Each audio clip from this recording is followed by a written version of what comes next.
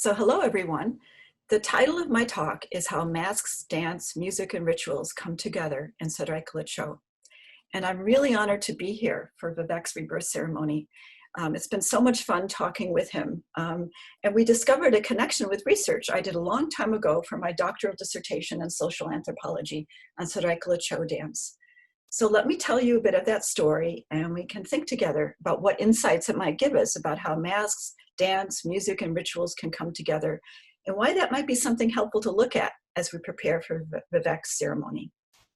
So to start at the beginning, in the mid-1980s, I was a doctoral student in social anthropology.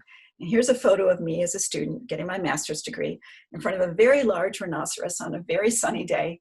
And you can see my husband Sukant on my left and my sister Kathy on my right. And my advisor was Stanley Jayaraja Tambaya. So Tambaya was a wonderful advisor. He was interested in so many different things, from Thai spirit cults and forest monks to ethnic fratricide in his homeland of Sri Lanka, to unraveling the complexities of magic, science, and religion. And he was especially interested in ritual, and even more so in its performative qualities, as you can see from this talk that he gave back in March 1979, titled A Performative Approach to Ritual. And Tambaya was especially interested in ritual as a type of symbolic communication that's highly performative. In other words, rituals aren't just passive, but they actually do something. For example, they can bring about intense changes in our mental and emotional attitudes. They can demonstrate our existing social relationships and create new ones. And they can establish continuity, a passageway between past, present, and future values, actions, and beliefs. So in this talk, Tambaya also posed a question, which he thought at that time, back in the late 70s, early 80s, had really received very little attention. And his question was, how and with what effects are different media frequently combined in ritual? And now this was back, quite a long time ago. So he wasn't talking about media perhaps as we would today, referring to social media and the like. But he was talking about media more just by its definition as a means of communication. And so the type of media he was looking at in ritual were things like music, dance, drumming, costumes, all sorts of things. And so I thought this would be something really good for me to look at as I was just preparing to go off and do my research on Seraikella Chhau, which was a dance form that used all of those different types of media and also combined it with ritual.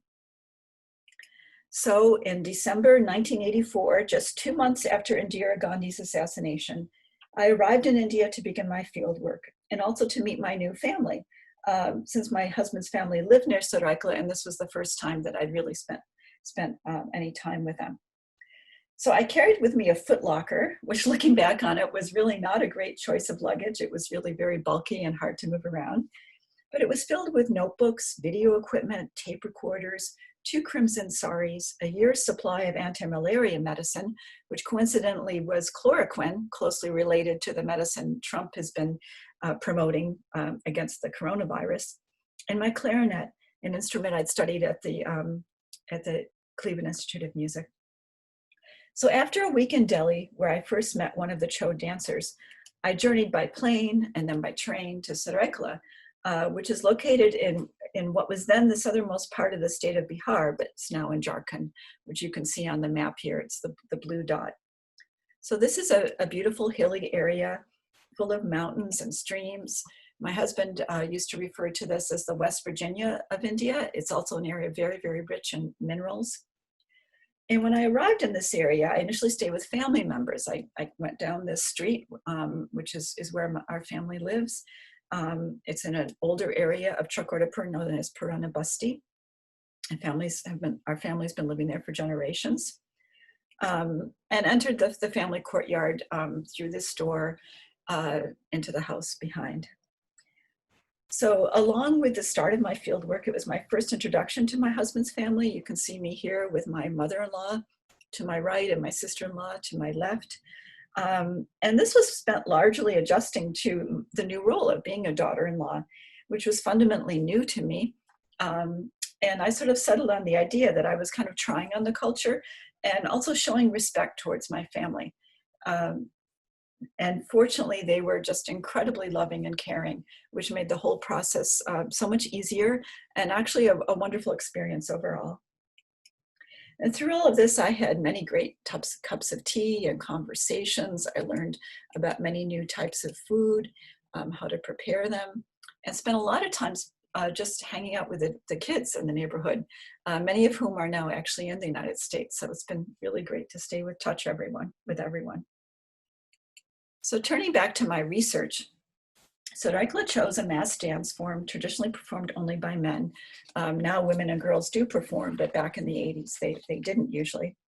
And it originated in part as sword and shield exercise practiced by the local Rajas militia. For this reason, the word Chhau itself is sometimes considered to be derived from the word choni, meaning military camp, but also from the word chaya, meaning shadow in Sanskrit.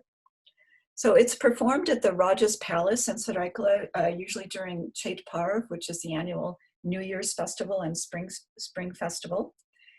And it's important to mention that Chhau really underwent a massive recreation in the 1930s under the direction of Bijay Pratap Singh Deo, who was the real architect of Chhau dance as we know it today. He was the brother of the Raja at that time. And during the 1940s, they performed for a lot of very important politicians in India, such as Nehru, as you can see from this program brochure. So when a Chhau dance is put together, just to give you a sense about how the different parts come together. So the theme is decided on. In this photo here, you can see a dance called Chandrabhaga, which refers to Moon Maiden. It's a dance about the Lord Surya, the Hindu god Surya, and the Moon Maiden Chandrabhaga. Other dances are based on animals, such as this one based on a monkey, or on daily life, such as the boatman and his wife. Going in boats was a daily adventure in Seraikella in a lot of the areas, especially in earlier times when people really used the rivers for transportation. Or the fisherman going out to cast a net for his fish. So first the theme is decided on, then the music is put together. The music is based on traditional ragas and so forth, and also local folk music. The dance movements are created to tell the story, and finally the mask, headdress, costumes are made. So all of these different parts are considered integral to each other and to creating the final performance. So let's go through each of these step by step. So the music is performed by traditional musical instruments, including a variety of drums, bansuri, which is a type of bamboo flute, and mohuri, which is a double reed woodwind, somewhat similar to an oboe.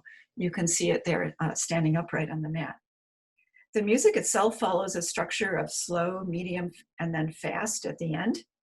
And the melodies are taken from both local folk songs and also classical ragas. The folk songs have associated lyrics, which occasionally do correspond to the theme of the dance. And most of the people in the audience will know those lyrics, even if they don't really sing them. So there's always that kind of connection that's made. So in my fieldwork, I had the pleasure of studying with a mohuri player, shown here, Sudhanshu Pani.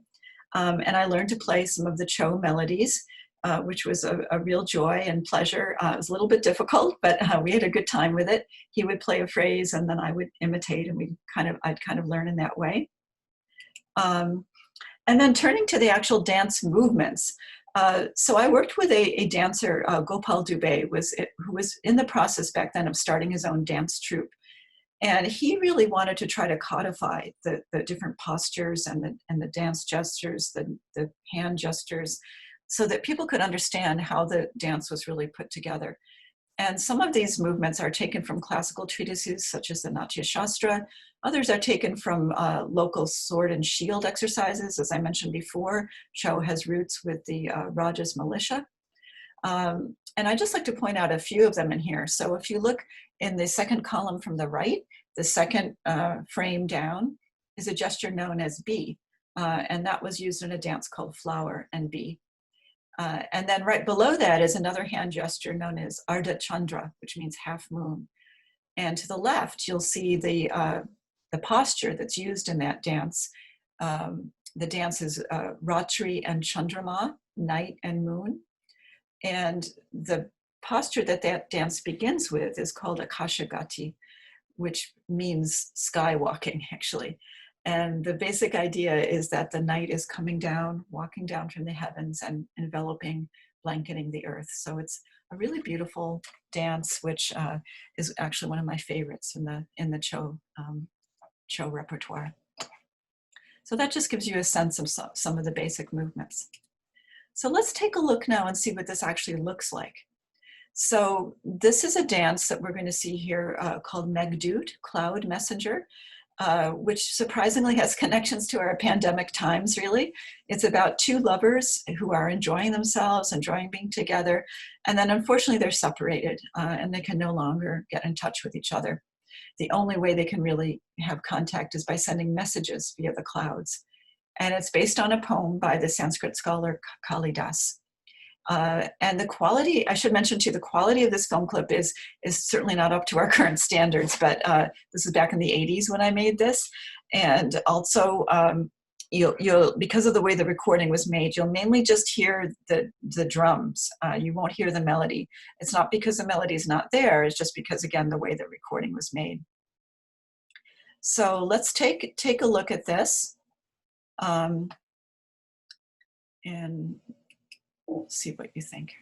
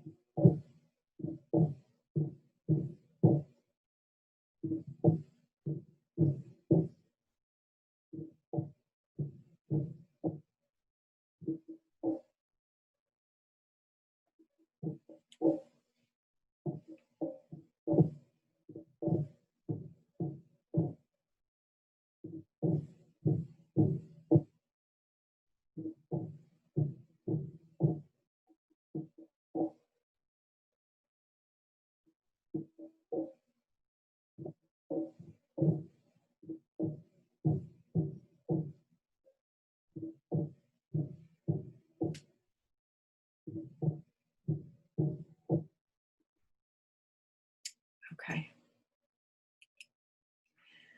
So turning to the masks are made by first making a clay mold and then applying different layers of mud from the local river, and also using a paper mache mixture of newspaper dipped into wheat glue to make the different layers. Once it's all dried, the the masks are then painted with colors from the local market. And the mask making process is also very collaborative. Sometimes the local dancers or dance gurus will meet with a mask maker and really help to refine the exact features that they want. So in this photo, you see the man in the center there is Guru Chhau, one of the main dance troupe leaders, meeting with the mask maker to try to develop the particular features that he wants in the mask. And here you have the final masks, just to show all of the wide variety that they have here. This was before one of the village dance troupes, actually. I should mention, so you have the palace dance troupe, but then in the villages surrounding Seraikella, there's many, many different Chhau troupes that the different villages have, and they can put on their own festivals or even use them for other events during the year. So turning to the headdresses and the costumes, the dancers themselves often sew and bead the headdresses. In this photo, you can see the peacock headdress, which is one of the more elaborate ones to look kind of like the feathers of a peacock. And for the costumes, they sometimes approach local women actually in the street and ask them if they might be willing to donate a sari if they feel that it would work really well for their costume. For this one, you can see that the deep blue and gold of the sari was just perfect to really evoke the colors of the peacock. And this dance is all about transmitting the inner joy of the peacock, dancing in a rainstorm, actually. I'll just point out a few other things about the overall apparel and dress of the dancer. So you'll notice he has ankle bells called gungru. These are used in a lot of traditional Indian dances, and they add another level of percussion and sound to the dance. He also has red alta, which is painted around the bottom of his feet and also on the palms of his hands. This is also considered a very auspicious quality for a dancer to have, and also is used in other types of rituals too. So turning to the rituals, as I mentioned, the Chhau dances are always held in tandem with rituals that occur every spring. And the Chhau performance is held on the final night of the Chhaut rituals, the spring festival rituals. In addition to being a spring festival, it's also a New Year's festival occurring in mid-April, the traditional time for the Odia New Year. This is about 5 months after the autumn harvest and 2 months before the monsoon rains. So it's a time when the earth is hot and dry. The ritual is focused on spring and the new year, celebrating the fertility of the earth during a period of dryness and scorched earth just before the planting season and June rains begin. And it really brings the whole community together to welcome in this new year. So during the ritual, the devotees, they're often referred to as bhaktas in Hindi, gather by the riverside near this temple. This is a temple to God Shiva. And they undergo a series of different penances. For example, they usually fast during the day, which is really difficult during the April heat. They wear a sacred thread around their necks. And each week, each evening, as I said, during this week, they'll gather down by the river. The rituals are usually in the evening. And due to their fasting and the April heat, sometimes they end up going into a state of delirium or altered consciousness due to just having not eaten much or even had much to drink.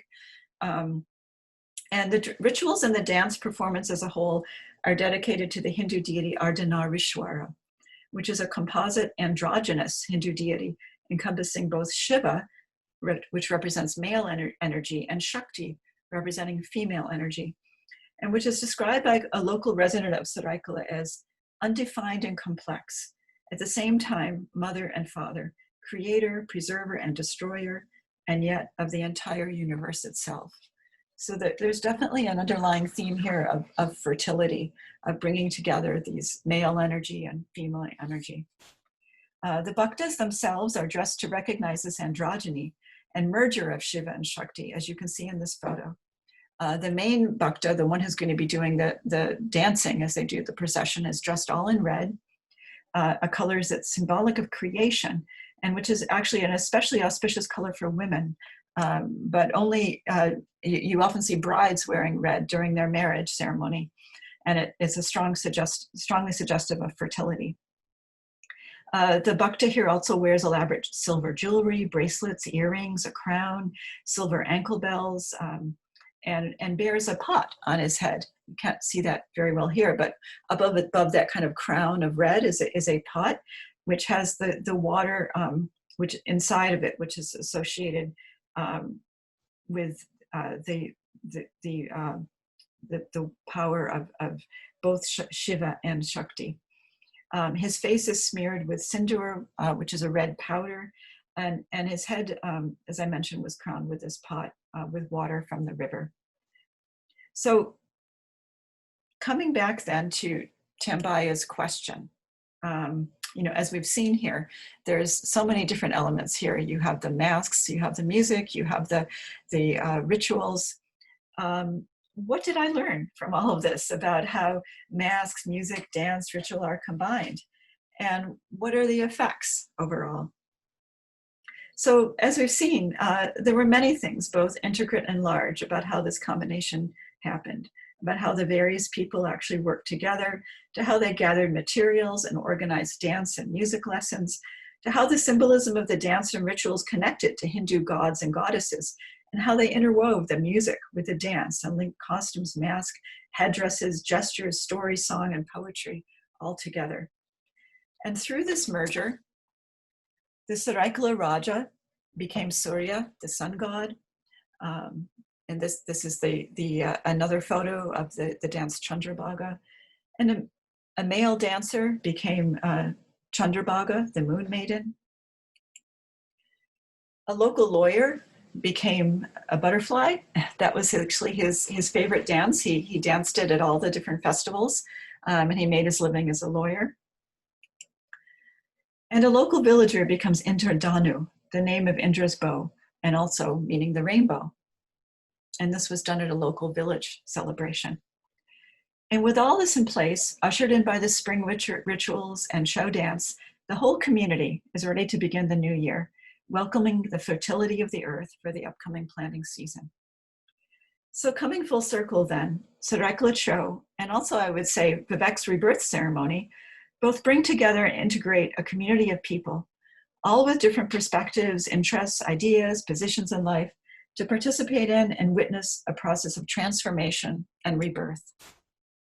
For Chhau, this involves mask makers, onlookers, patrons, royal family members, religious devotees, musicians, dancers, jewelry makers, costume makers, perhaps even a lone anthropologist, all involved in different ways according to various abilities and positions in life, stitched together in the transformative power of art and ritual, and thus empowered to move through time and space from one state of being to the next. In the words of Bijay Pratap Singh Deo, who was the real architect of Chhau, the first and foremost trial of a culture is to make life full of colors and dreams. Masks, music, dance, and ritual are communicative mediums that, especially when combined, can bring these colors and dreams to life, and when conditions are right, help usher in a new world. So I would just like to thank everyone involved so much for this. I'd like to start just by thanking Vivek for giving me the opportunity to think about Seraikella Chhau dance again. It's been quite a while.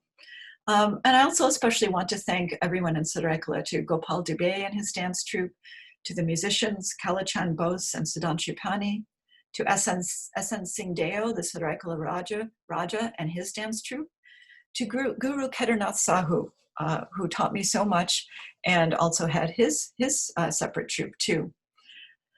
And to many, many other people in Seraikella who encouraged me and taught me about Chhau dance during those years, many, many years ago, 1985 through 1986. And finally, I'd also just like to thank my family in Purana Basti for all their tremendous help throughout this process. So thank you again, and I'll look forward to talking with you about any questions or comments.